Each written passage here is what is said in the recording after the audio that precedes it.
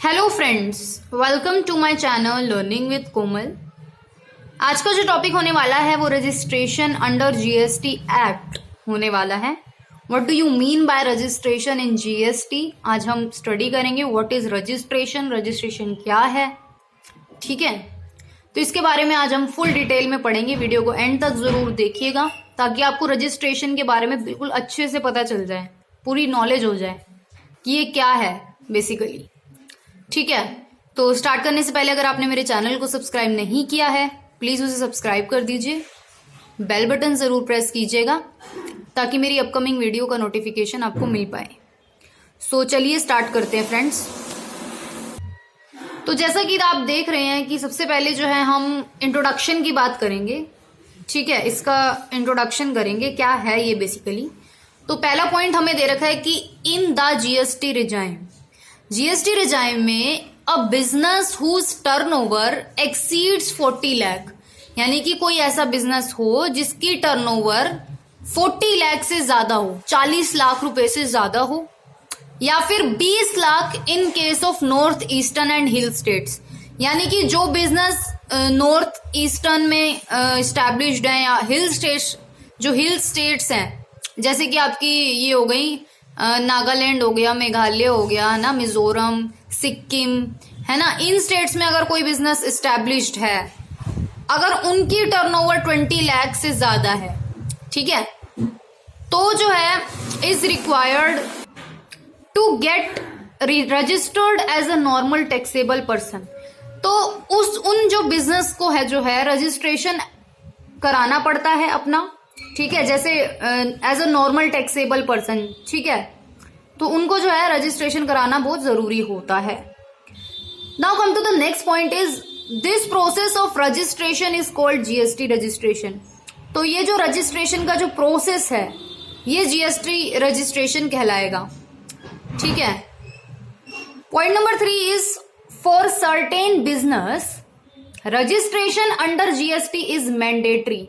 कुछ ऐसे बिजनेस हैं जिनमें रजिस्ट्रेशन जो है अंडर जीएसटी रजिस्ट्रेशन जो है कराना बहुत मैंडेटरी है, मतलब अनिवार्य है, कराना ही कराना है। Now come to the next point is if an organization carries its business without registration under GST तो it will be an offence. कोई ऑर्गेनाइजेशन है या कोई बिजनेस है, ठीक है, विदाउट रजिस्ट्रेशन मतलब जीएसटी में रजिस्ट्रेशन कराए बिना अपना बिजनेस कैरीज कर रहा है, यानी कि बिजनेस चला रहा है, तो it will be an offence. तो ये एक अपराध कहलाएगा under GST and heavy penalties will apply. और इस अपराध के खिलाफ जो है उसको भारी पेनल्टी जो है चुकानी पड़ेगी। ठीक है, now GST registration usually takes between 2 to 6 working days.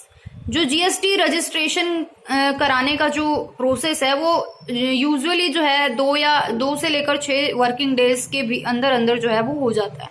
ठीक है, 2 से लेकर 6 दिनों तक का टाइम जो है लगता है इसमें। ठीक है, और under GST registration is to be taken state wise, मतलब जीएसटी रजिस्ट्रेशन जो होता है वो स्टेट वाइज होता है। ठीक है, there are no centralise registration under GST. ठीक है, तो मतलब कहने का सीधा सिंपल सा ये मतलब है कि स्टेट वाइज रजिस्ट्रेशन होगा, सेंट्रलाइज्ड रजिस्ट्रेशन नहीं होगा। ठीक है, now a business entity having its branches in multiple states. एक बिजनेस एंटिटी है, अगर जो है उनकी ब्रांचेस, जो उनकी ब्रांच है, ठीक है, अगर वो मल्टीपल स्टेट्स में है, जैसे कि मान लो कि एक बिजनेस की ब्रांच दिल्ली में है, ठीक है, एक बिजनेस की ब्रांच हरियाणा में है, एक बिजनेस की ब्रांच राजस्थान में है, मतलब मल्टीपल स्टेट्स में है। ठीक है, तो जो है will have to take separate state wise registration for the branches in different states. मतलब अगर जो बिजनेस की ब्रांच है वो अलग अलग स्टेट्स में स्टैब्लिश है, मल्टीपल स्टेट्स में है, तो जो है सेपरेट रजिस्ट्रेशन होगा। जैसे कि अगर दिल्ली में ब्रांच है तो दिल्ली में जो है रजिस्ट्रेशन कराना पड़ेगा उसी बिजनेस का। ठीक है, और ऐसी उसकी ब्रांच जो है हरियाणा में है तो हरियाणा में रजिस्ट्रेशन कराना पड़ेगा। ठीक है, Now come to the next point is further within a state an entity with different branches would have single registration. मतलब कि अगर एक ही स्टेट है मान लो और एक ही स्टेट में काफी ब्रांचेस हैं, मान लो कि हरियाणा है, हरियाणा जो स्टेट है उसी में ही जो है ब्रांचेस हैं अलग अलग, कि ठीक है अलग अलग मान लो डिस्ट्रिक्ट में भी हो सकती है पर एक ही स्टेट में है, ठीक है ब्रांचेस, तो जो है वुड हैव सिंगल रजिस्ट्रेशन, तब जो है सिंगल रजिस्ट्रेशन ही चल जाएगा, ठीक है, उसके लिए अलग अलग रजिस्ट्रेशन कराने की जरूरत नहीं पड़ेगी। So where in it can declare one place as principal place of business, ठीक है, तो मतलब एक ही जो है प्लेस को जो है प्रिंसिपल प्लेस जो है बिजनेस का बोला जाएगा, ठीक है, क्योंकि सिंगल रजिस्ट्रेशन हो रहा है, and other branches as additional place of business. मतलब कहने का सीधा सीधा ये मतलब है कि एक ब्रांच को, बिजनेस की जो एक ब्रांच है उसको प्रिंसिपल प्लेस बोला जाएगा, ठीक है, उसी स्टेट में जो ब्रांचेस हैं, और बाकी जो अदर ब्रांचेस हैं उनको एडिशनल ब्रांचेस बोला जाएगा, यानी कि APOB, ठीक है। Now come to the next point is however a business entity having separate business verticals, अगर जो है एक बिजनेस एंटिटी की जो है सेपरेट बिजनेस वर्टिकल्स हैं, ठीक है, अलग हैं, तो इन अ स्टेट में obtain separate registration for each of its business verticals. कहने का ये मतलब है कि अगर स्टेट में, एक ही स्टेट में अलग अलग टाइप के बिजनेस है वही पर अलग अलग टाइप के बिजनेस है, ठीक है, बिजनेस एक ही है तो लेकिन वर्टिकल्स उसके अलग अलग हैं, तो वो जो है अपना सेपरेट रजिस्ट्रेशन भी करा सकते हैं, ठीक है।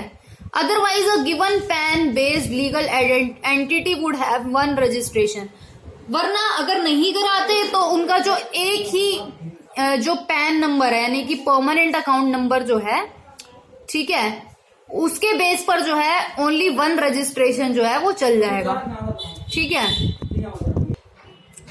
ठीक है। तो अब number namely goods and services tax identification number पर स्टेट, तो उसको जो है GSTIN जो है वो मिलेगा, ठीक है।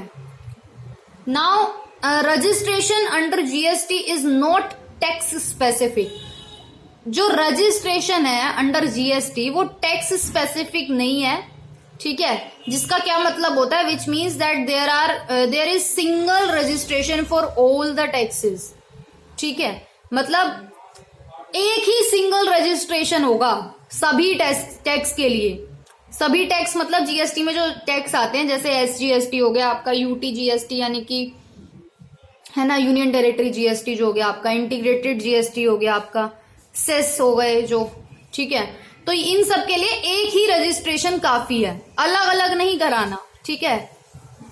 ओके, अब हम जरा बात करेंगे एग्जाम में जो क्वेश्चन आता है रजिस्ट्रेशन से के लिए, तो यहाँ पे सबसे पहले दे रखा है व्हाट इज रजिस्ट्रेशन, आज हम इसका आंसर करेंगे, और बाकी जो एक्सप्लेन द प्रोविजंस हैं relating to person liable for registration under GST, इसकी जो है मैं नेक्स्ट वीडियो अपलोड करूंगी। तो अभी जो है हम व्हाट इज रजिस्ट्रेशन का आंसर करेंगे। तो क्या दे रखा है कि under any taxation system registration is the most fundamental requirement for identification of tax payer, यानी कि टैक्सेशन सिस्टम में जो रजिस्ट्रेशन है वो मोस्ट सबसे ज्यादा जरूरी रिक्वायरमेंट होती है, किस लिए, for identification of tax payer, कि टैक्स जो पे कर रहा है उसकी आइडेंटिफिकेशन हो सके, एंश्योरिंग टैक्स कंप्लायंस, कि वो ये भी इंश्योर कर सके कि टैक्स की जो भी प्रोविजन है उन्होंने कंप्लाई करे या उन्होंने उनका पालन किया या नहीं।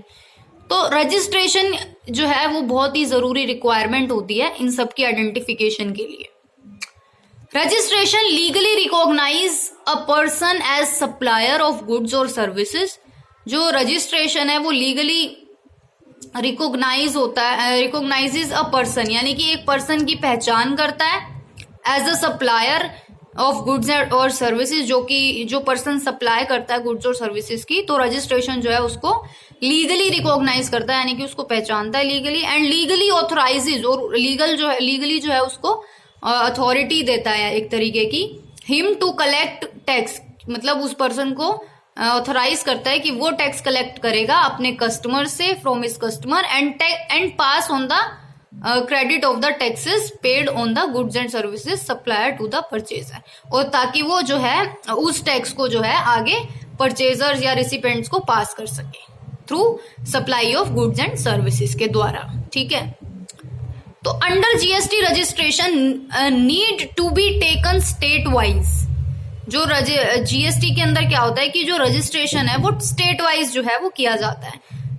तो there are no centralise registration under GST, यानी कि सेंट्रलाइज नहीं होता, ये स्टेट वाइज जो होता है। ठीक है, जैसा कि अभी हमने पढ़ा भी था। Registration under GST is not tax specific, ये भी अभी हमने पॉइंट पढ़ा था कि ये टैक्स स्पेसिफिक नहीं होता। इसका ये मतलब होता है कि which means that there is single registration सभी टैक्स के लिए जो जीएसटी के अंदर आते हैं, जैसे सीजीएसटी हो गया, एसजीएसटी हो गया, आईजीएसटी हो गया, आपका यूटीजीएसटी हो गया, या कोई सेस हो गया जीएसटी के अंदर। तो इसमें जो है एक सिंगल रजिस्ट्रेशन ही काफी होता है, ये नहीं कि अब अलग अलग टैक्स के लिए अलग अलग रजिस्ट्रेशन करा रहे हैं। तो सिंगल एक जीएसटी का रजिस्ट्रेशन होगा जिसमें सभी टैक्सेस का जो है इंक्लूडेड होगा। अब है any business in India that supplies goods और services with turnover exceeding 40 lakh. कोई बिजनेस है इंडिया में जो कि सप्लाई करता है गुड्स एंड सर्विसेज की, जिसकी टर्नओवर जो है, ठीक है, जिसकी सेल्स जो है वो 40 लाख से ज्यादा होती है, या फिर 20 लाख जो है north eastern and hill state यानी कि मेघालय या फिर सिक्किम में अगर कोई बिजनेस एस्टेब्लिश्ड है उनकी 20 लाख मानी जाएगी। 20 लाख से अगर ज्यादा करते हैं, ठीक है, और बाकी कोई भी स्टेट हो इंडिया में उनके लिए 40 लाख, तो has to get registered under GST. तो उनको तो जरूरी है जीएसटी के अंडर रजिस्टर्ड होना। तो अगर आपको मेरी वीडियो पसंद आई हो तो लाइक जरूर कीजिएगा, कमेंट करके मुझे जरूर बताइएगा वीडियो कैसी लगी, मेरे चैनल को जरूर सब्सक्राइब कीजिएगा। Thank you so much.